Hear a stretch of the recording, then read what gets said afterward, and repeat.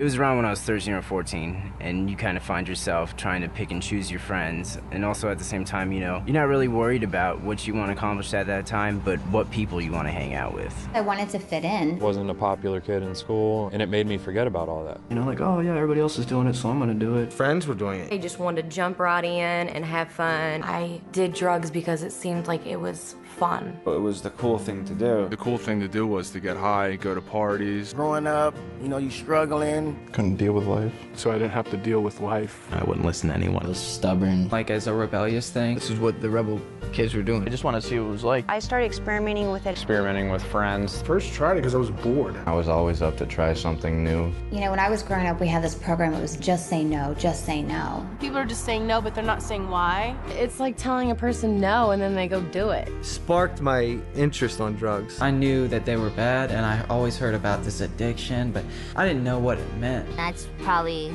the #1 reason why I did drugs in the first place. I just didn't know.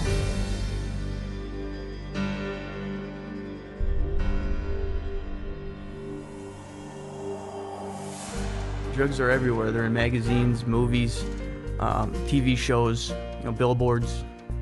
They're all over the place. You know, in the movies they make it look cool, but in real life it's not cool. It's a serious problem. And a lot of times they try to glamorize drugs. Like make drug dealers or getting high look cool. But that's only in the movies. In real life, it's a whole different story. All drugs, whether we're talking about alcohol, marijuana, LSD, these are all essentially poisons. It would depend on the amount that you take. I mean, a lesser amount might just speed you up, make you feel really active. Stronger amount or a stronger dosage would act as a sedative, make you slow, sluggish, tired. And even more amounts, it would kill you. You'd have an overdose. Every drug works in these stages. It's only really the amount needed to make the effect that's the difference from drug to drug.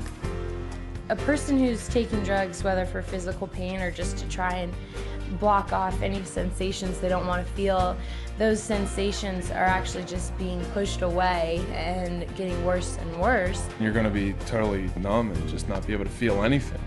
When you take drugs, the drug goes through your bloodstream, and later on in your life, that drug can, you know, come back up and into a flashback when you use the drug.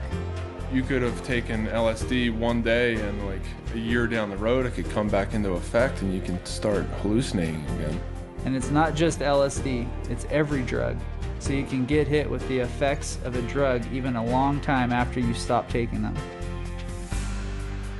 Drugs definitely affect the mind. Everything you see around you is different than what's really going on. You can't hear correctly, see correctly. All of your senses are totally thrown off. Your perception is definitely distorted. It makes it dangerous for you and others because you don't know what's going on. You can't handle things, you know, the way they're supposed to be handled.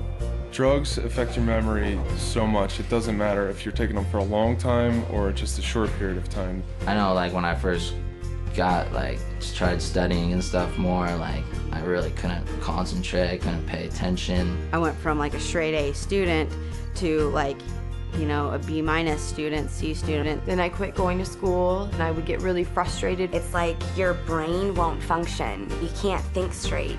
Like everything is messed up. I never got anything done. I would start on something and I wouldn't finish it. It just didn't happen. It was just unbearable. I couldn't deal with life at all. I couldn't get a job because I was like just out of it completely. My decisions were based off of, you know, what this drug is telling me to do rather than, you know, what I want to do. I got them from friends in school. 2 friends. A friend of mine. My older brother's friends. Bunch of girlfriends. Boyfriend. Ex-boyfriend. Older guy. My dad. My cousin. My brother. My older sister. Older kids. My buddy just said, you know, you can do it every once in a while, it'll be no problem. Told us it was going to be the best thing we've ever done. You can do it once, you'll be fine. It's not gonna hurt you, really. It's just a little pick-me-up. You can't get addicted to it. They said it's not something that you're gonna be taking every day. It's just something that you can take when you wanna have fun. Oh, this is gonna be a fun time. It's a fun drug to be on. Makes you easier to talk to girls. And they said it'll bring you up. It's gonna make you feel different. You're gonna like it. You're gonna feel good. It's all in your face. That's the thing to do. All it is taking a drug dealer's word for it. When you're trying to get someone hooked, you'll say whatever you can to get a customer. You're lying for them to believe you so you can make money. I would tell people it's fun, makes you energetic, makes you more likable. It's something, you know, people want to be around. I tell them whatever they wanted to hear in order to pick that first one up. You know, when I was 12 years old, I didn't say, hey, I want to be 24 in rehab. I never said that to myself. You know, but that's what became true, you know, and I never thought about it when I was 13 years old. I started smoking pot. I was that kid that started out with marijuana and played around with certain party drugs, whatnot, and I told myself specifically that I would never do certain things, cocaine, heroin, and it only took a short time for me to finally accept it and be like, okay, I'll try that. I had no idea where it would lead me, to almost dying, to stealing, lying, cheating, ruining relationships. It didn't matter. I didn't get into sports. I didn't get into the clubs. I didn't even go to prom. Left me with living on the streets without a family, you know, and is that what I set out to be? No, you know what I mean? I was just set out to have a good time at college parties. The drugs robbed me of all the pleasure of life. The drugs took away my family. The drugs took away my girlfriend, my friends. I looked back on 5-6 years of my life and saw that all I had done is absolutely just ruined incredible opportunities that I had to have success and hurt all the people around me. It's not just something that's going to affect tomorrow, it's going to affect forever. You don't have to find out everything for yourself. You don't have to find out what a car accident experience is like. Do yourself a favor.